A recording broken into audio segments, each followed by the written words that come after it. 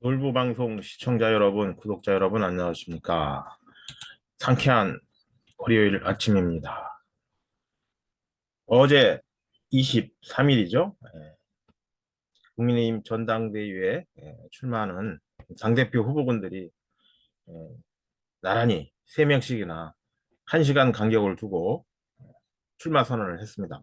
지난 21일 윤상현 국회의원에 이어서 4명의 당대표 주자가 확정된 것입니다.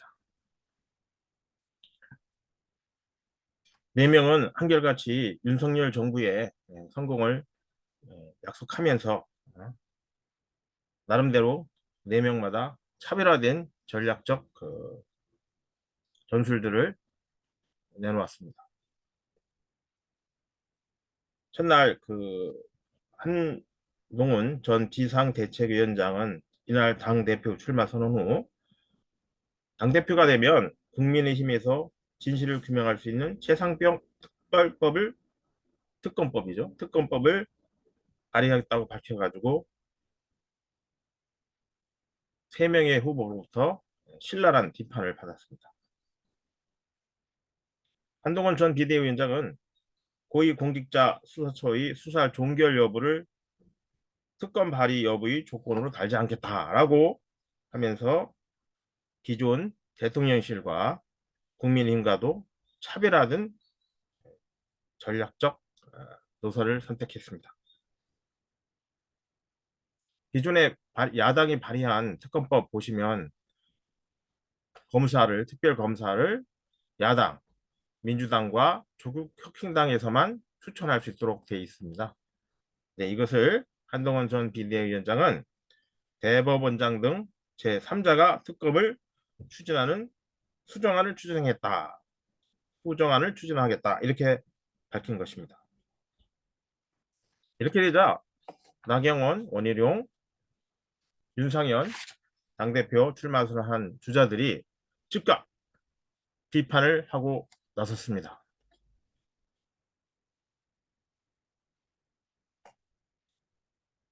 한동훈 전 비대위원장은 이날 민심을 거스를 수 없다. 최상병 특검과 관련해서 국민이 갖고 계신 의구심을 풀어줘야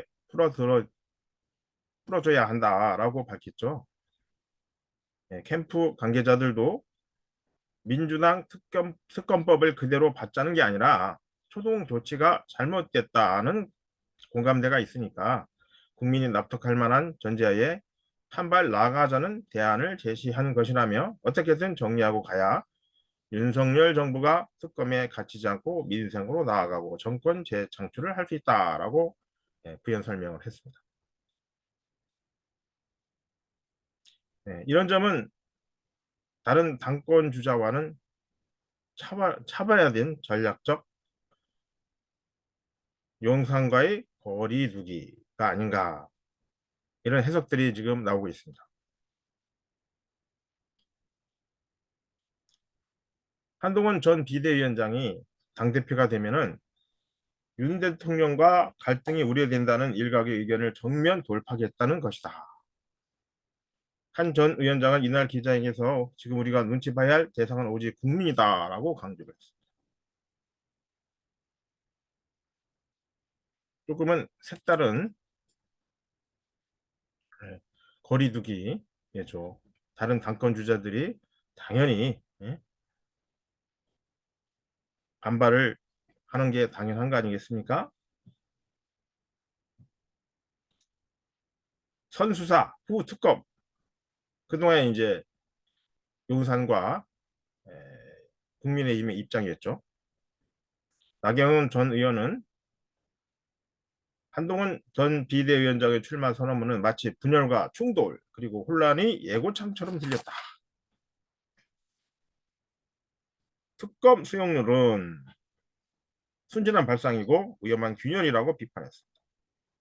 원희룡 후보도 공수처가 수사를 철저히 하고 무진함이 있다면 그때 특검을 논의할 수 있다는 것이 우리 여당 입장이라고 반대했습니다. 윤상현 의원도 한동훈 전 비대위원장의 출마 선언문을 보고 순간적으로 민주당 당대표 출마 선언으로 착각했다. 공수처 수사를 지켜보자는 그동안의 입장을 짓밟은 자충수다. 당대표가 되어 이렇게 당을 운영할 건가? 라고 받아쳤습니다. 대통령실 입장도 나왔죠. 극단적 여소야다라는 현 상황에 대한 진단과 해법에 대한 다양한 의견이 있을 수 있다. 당원들의 마음과 국민들이 선택을 얻기 위해 후보들 간에도 치열한 논쟁이 있을 것이다. 라며 전당대회 결과로 나타난 것을 당원과 국민들의 명령으로 인식해서 그 명령을 충실하게 따를 것이다. 라고 강조를 했습니다. 당권 주자들은 김건희 특검법에 대해서는 한결같이 반대 의견을 나타냈습니다. 검찰 수사 결과에 따라서 책임질 일 있으면 책임지고 국민의 의혹을 해소해야 된다. 원희룡 전 장관의 입장입니다. 한동훈 전 비대위원장은 지금 단계에서 김건희 특검을 도입할 문제는 아니다. 대표가 되면 특별 감찰관을 적극 추천하고 제2부속실을 즉시 설치하자고 강력하게 요구하겠다. 이렇게 말했습니다. 당정 관계, 대선 출마 문제도 후보들 간에 사인사색의 반응을 보이고 있습니다. 나경, 나경원 의원은 각 세울 것도 눈치 볼 것도 없다. 제가 진심으로 윤석열 정부를 성공시킬 수 있다. 당대표 선거에 자꾸 대통령을 끌어들이는 미숙한 정치는 없어져야 한다. 라고 말했습니다. 나경원 전 의원 같은 경우는 지난번 당대표 선거 때 연판장 문제로 후보 출마를 접은 바가 있습니다. 그것을 염두에 둔 발언이 아닌가 싶습니다. 한동훈 전 비대위원장은 윤 대통령과 통화한 사실까지 공개를 하면서 불화설을 잠재우려고 했죠.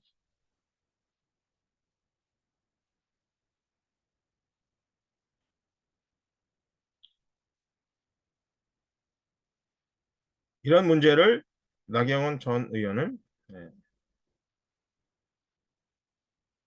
당정 일처를 강조하면서 원희룡 후보까지도 견제하는 입장을 발표한 것입니다. 원희룡 장관 최근 친윤 후보로 급부상하고 있죠. 출마 선언문에도 그 내용이 그대로 담겨 있습니다. 윤 대통령과의 신뢰관계를 강조하면서 레드팀을 만들어 당심과 민심을 대통령께 가감없이 전달하고 국민들께 결과를 보고하겠다라고 약속을 했습니다.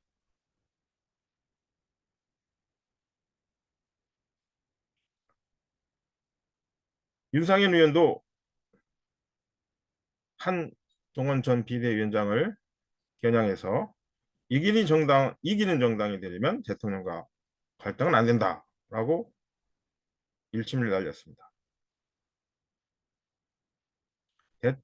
2027년이 다음 대선이죠.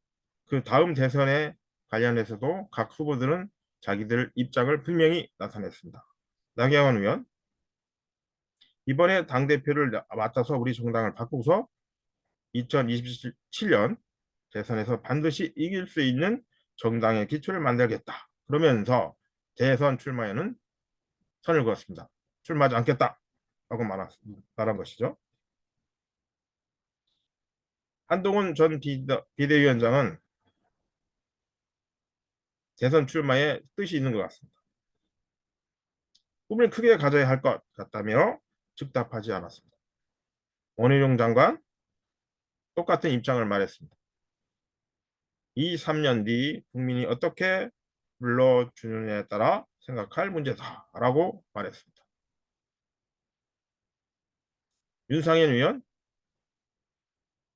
당권은 내가 맡을 테니까 세 분은 대선 준비나 잘 하셔라 라고 말했습니다.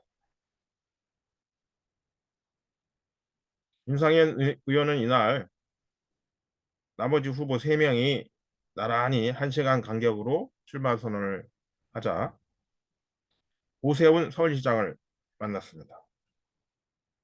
안철수 의원 지역구에 참석해서는 변화와 혁신을 주제로 강연도 했습니다.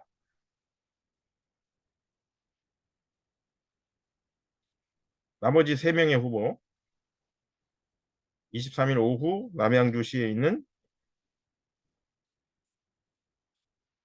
당원 당협위원장이죠. 워크숍에 참석을 해서 원외 의사들과의 접촉면을 늘리면서